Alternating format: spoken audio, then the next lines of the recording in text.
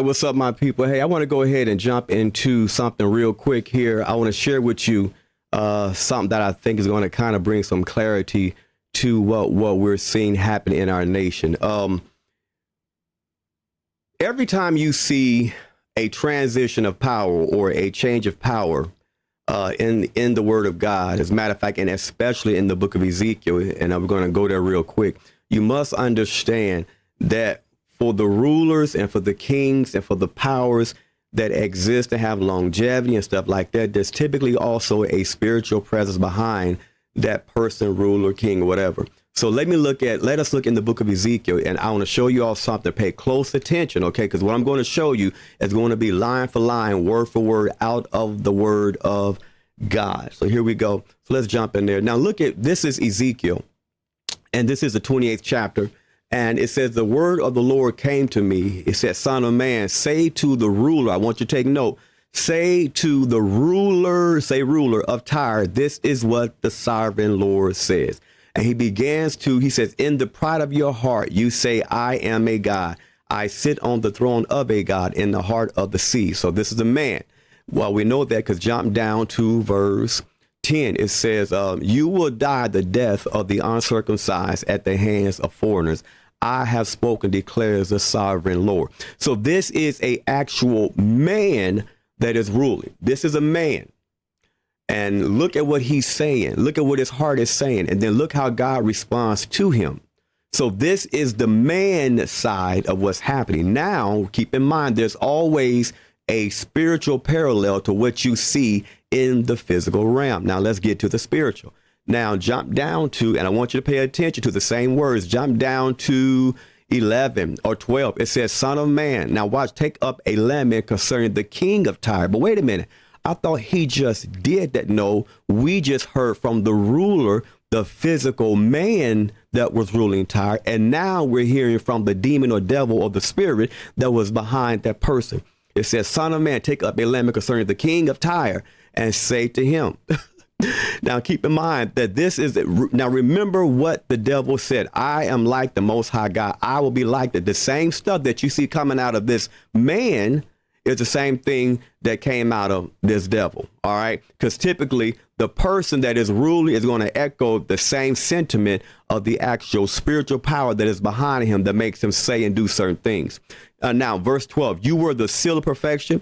You were full of wisdom, perfect in beauty. You were in Eden, the garden of God. He's talking about who? Verse 14, you were the anointed. You were anointed as a guardian cherub. For so I ordained you. So he's saying all these things about who? The devil. This was the devil. This was the devil who said in Isaiah 14, I shall be like the Most High God. I will exalt my throne above God. I will. The same thing the dude said in verse 7. I am going, when he talks about that I am a God. I sit on the throne of a God in the heart. See, typically whatever spirit is behind that person is going to say the ugly and the disgusting things that come from that beast or that spirit or that archangel or that fallen angel, as you see here. The same thing that the dude was saying is the same thing that that spirit had been saying all that time. Now, here's why I'm saying this, because when a ruler comes out of power, whatever principality and force was leading him, guiding him, and empowering him also goes with him. I'm going to say it again.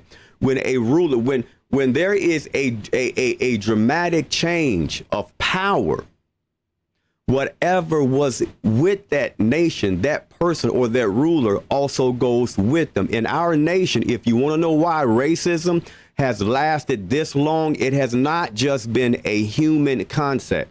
It has not just been a human force or power. This stuff is demonic. OK, that is the principality, that is the power, and that is the force that harbors that stuff in its heart.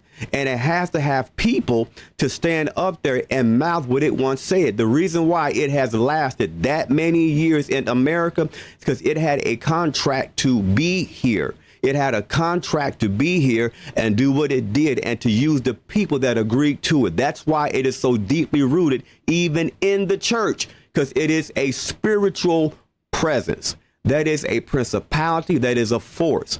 Now, watch what I'm going to tell you. But anytime the word of God says that God is the one that sets up season, times, boundaries, and markers from nation to nation.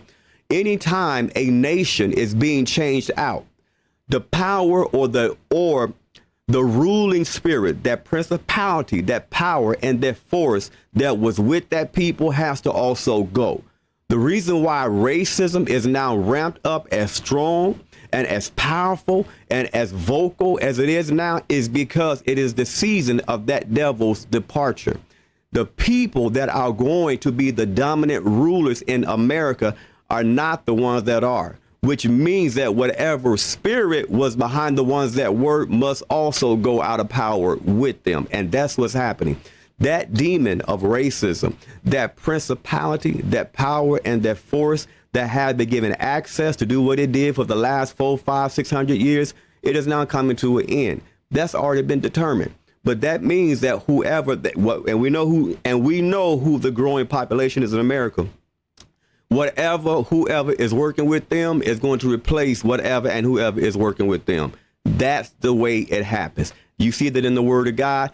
It's always been that way. There has never been anything that has longevity that goes beyond generations unless it is held in force by a spiritual power and authority. And racism's turn is coming to a very swift end. And that's why you see what's happening.